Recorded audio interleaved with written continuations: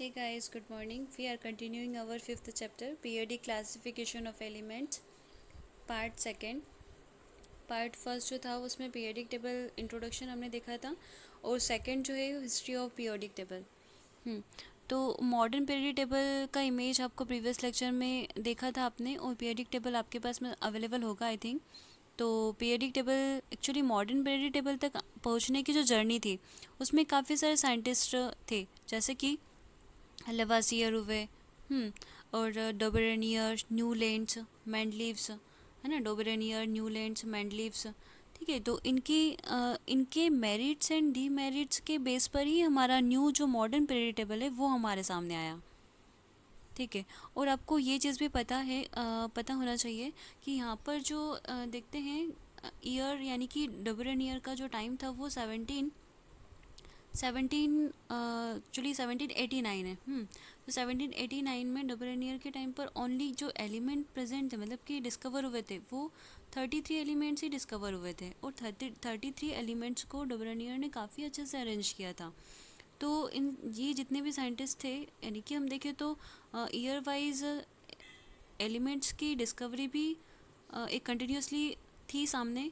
ठीक है, और यानी कि एलिमेंट्स की क्वांटिटी भी इंक्रीज़ हो रही थी, तो उनको कैटेगराइज करना एक काफ़ी एक बड़ा टास्क था सब साइंटिस्ट के लिए।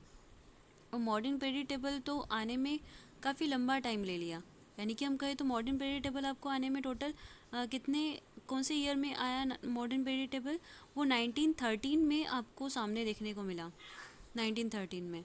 तो उससे पहले की जो जर्नी थी वो जर्नी हम स्टडी करेंगे हिस्ट्री ऑफ पीरियडिक टेबल में। ठीक है, तो यहाँ पर स्टार्ट करते हैं। आपका फर्स्ट है हिस्ट्री ऑफ पीरियडिक टेबल।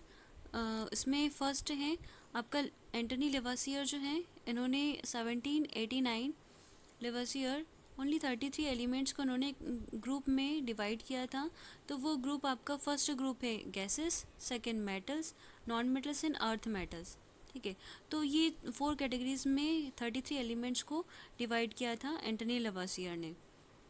ये आपके सिलेबस में एक्चुअली है नहीं, तो हमने मतलब कि आपके सिलेबस में डबल से ही स्टार्ट हुआ है, तो इसे एक पॉइंट वाइज आप नोट डाउन कर सकते हो अपनी फेयर कॉपी में। और सेकंड जो आपके सामने है 1829। तो 1829 में डबल जो हैं, सुनो, मैं ये लाइन स्टार्ट करने से पहले आप लोगों से रिक्वेस्ट कर रही हूँ कि रफ कॉपी आपके सामने रखो, ताकि चीज़ें जो हैं year and scientist name note down करते जाओ, और जो मेन मेन में अंडरलाइन कर रही हूँ उन पॉइंट्स को भी नोट डाउन करते जाओ, क्योंकि इनके बेस पर ही आपके असर्शन, रीज़न प्लस ऑब्जेक्टिव्स और ये सारे क्वेश्चंस आपके फिल इन द ब्लैंक्स ना, तो ये सारे क्वेश्चन अब बनते हैं यहाँ पर 1 मार्क्स में। तो यहाँ पर ये चीज़ें कुछ नोट डाउन करते जाओ आप लोग। ठीक है, तो अभी मेरे साथ ही लेक्चर फिनिश हो, साथ ही साथ आपको चीज़ें भी नोट डाउन हो जाए, प्लस माइंड में भी एक फिक्स हो जाए। तो स्टार्ट करते हैं। यहाँ पर 1829, हाँ 1829, Dobereiner observe the meaning of the element of good grouped into a triads based on their chemical properties. यानी कि इन्होंने एक जो ट्राइड रूल दिया था। ठीक है, इनके लॉ का नाम क्या है, यहाँ पर लास्ट में दिया हुआ है द लॉ ऑफ ट्राइड। ठीक है, तो यहाँ पे tried rule based on triads.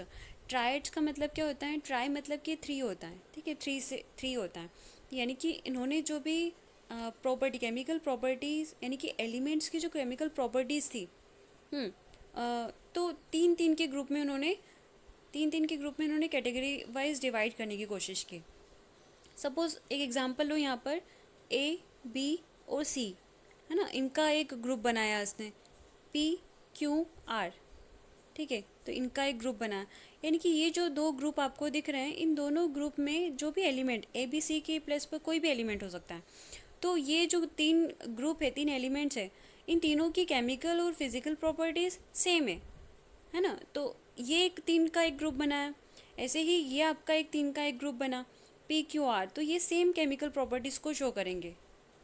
ठीक है, तो यहाँ पे, हाँ ठीक है, ये चीज़ समझ में आया। ट्राइड को इन्होंने फॉलो करते हुए ये रूल दिया, यानी कि ट्राइड्स लॉ इन्होंने दिया।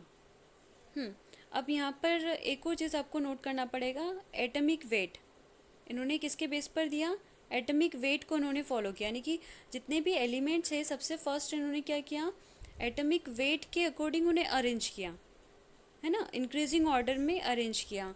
उसके बाद इन्होंने 3-3 का ग्रुप दिया। और एक और इन्होंने जो प्रिंसिपल फॉलो किया वो प्रिंसिपल रहेगा आपका एवरेज प्रिंसिपल। आपको मैथ्स में पता होगा एवरेज, एवरेज कैसे निकालते हैं हम कोई भी एलिमेंट्स हैं, तो उन्होंने एवरेज भी निकाला। उन्होंने काफ़ी अच्छे से कंसेप्चुअली, इसका कंसेप्ट काफ़ी अच्छा था।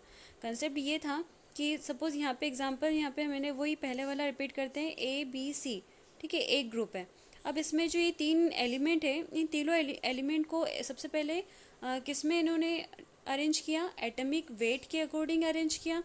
सपोज ए का एटॉमिक वेट हुआ 2 और सी का एटॉमिक वेट हुआ 4, ठीक है। अब तो इन्होंने फर्स्ट और लास्ट का एटॉमिक वेट का एवरेज निकाला, और वो जो एवरेज आपका निकला आंसर, वो आप एवरेज आपका थर्ड जो यानी कि बीच वाला मिडिल वाला जो एलिमेंट है उसका एटॉमिक वेट उसे ही उसके सिमिलर आया, ठीक है, अप्रोक्सीमेटली उसके वेट के सिमिलर आया, ठीक है। यानी कि हम जैसे कि ए और सी का एवरेज निकालते हैं, तो एवरेज हम कैसे निकालते हैं, वही चीज़ 2+4, 2+4 अपॉन 2, तो ये एवरेज इसका टोटल कितना हुआ 6/2। अब 6/2 को जस्ट डिवाइड किया तो इसका जो 3 आंसर आया वो 3 आपका क्या है, it's approximately equal to the weight of B element, ठीक है। तो यहाँ पर ये इस तरह से उन्होंने एवरेज रूल को फॉलो करते हुए डबरनियर ने काफ़ी अच्छे से 3-3 के ग्रुप में दिया है। तो इसके भी काफ़ी सारे मेरिट्स और डीमेरिट्स हैं, तो वो हम स्टडी करेंगे नेक्स्ट जब नेक्स्ट पैरा में। हाँ, अब नेक्स्ट जो आपका आता है वो दिया है, जॉन न्यूलैंड्स आए थे, इन्होंने दिया है 1866 में इन्होंने एलिमेंट्स को मतलब एटॉमिक मास के अकॉर्डिंग, मतलब ऑर्डर में, इंक्रीजिंग ऑर्डर में अरेंज किया, ठीक है। और फिर उसके बाद में इन्होंने एक ऑक्टेट रूल दिया था। इनका जो रूल था वो क्या था, ऑक्टेट रूल। अब ऑक्टेव्स रूल क्या कहता है कि एक्चुअली इसमें क्या था कि जो यहाँ पे लिखा है, every 8 elements had property is similar to the first, यानी कि इन्होंने 7 के बाद में, यानी कि 1 2 3 4 5 6 7, और जो 8th वाला जो एलिमेंट रहेगा वो आएगा आपका फर्स्ट कैटेगरी में, है ना। यानी कि हमारा जो 8th वाला जो एलिमेंट है, ठीक है, वो 8th वाला जो एलिमेंट है वो एग्जैक्टली कहाँ पर प्रेजेंट रहेगा,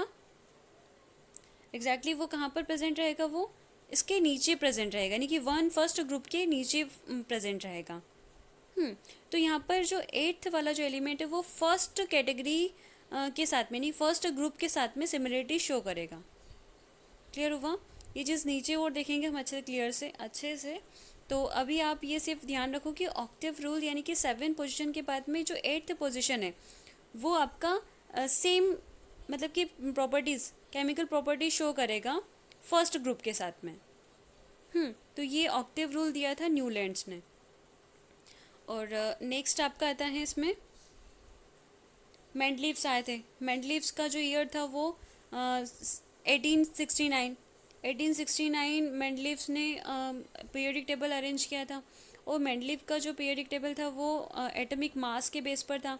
वो पता है इन्होंने काफ़ी एक तरह से ये देखे कि जो नेचुरली फिनोमेना होते हैं, यानी कि कोई भी एलिमेंट होता है वो ऑक्सीजन और हाइड्रोजन के साथ में इजीली रिएक्शन करता है और ऑक्साइड फॉर्म करेगा, और इस साइड देखिए तो वो हाइड्राइड फॉर्म करता है, ठीक है। तो ये एक नेचुरली फिनोमेना होता है जिसमें ऑक्साइड और हाइड्राइड, तो काफ़ी सारे एलिमेंट्स को उन्होंने ऑक्साइड और हाइड्राइड्स के से मतलब को रिलेट करते हुए उन्होंने एक पीरियोडिक टेबल, यानी कि एक टेबल फॉर्म किया था, टेबल दिया था, जो काफ़ी हद तक कहे तो सक्सेसफुल हुआ था उस टाइम पे।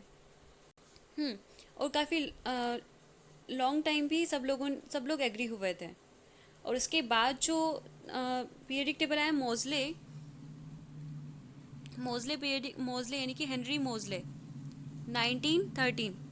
हेनरी मोज़ले ने जो पीरियोडिक टेबल दिया वो मेंडलीव्स के पीरियोडिक टेबल का काफ़ी सपोर्ट यानी कि कहे तो काफ़ी सारे टर्म्स उन्होंने यूज़ किए थे। यानी कि जो हमारा मॉज़ले ने जो दिया है वो परफेक्ट रहा है, और यही आपका मॉडर्न पीरियडिक टेबल है।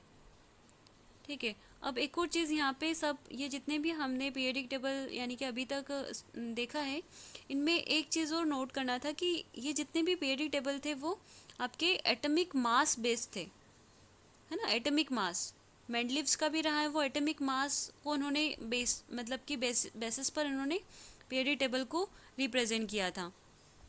और जो हमारे हेनरी मॉज़ले थे, इन्होंने एक नया कंसेप्ट लिया जो कि आपका एटॉमिक नंबर है। ठीक है। तो एटॉमिक नंबर के बेस पर आपका जो मॉज़ले ने रिप्रेजेंट किया पीरियडिक टेबल को, और वो काफ़ी सक्सेसफुल भी रहा और ट्रेंड में भी है, अभी भी ट्रेंड में है। ठीक है।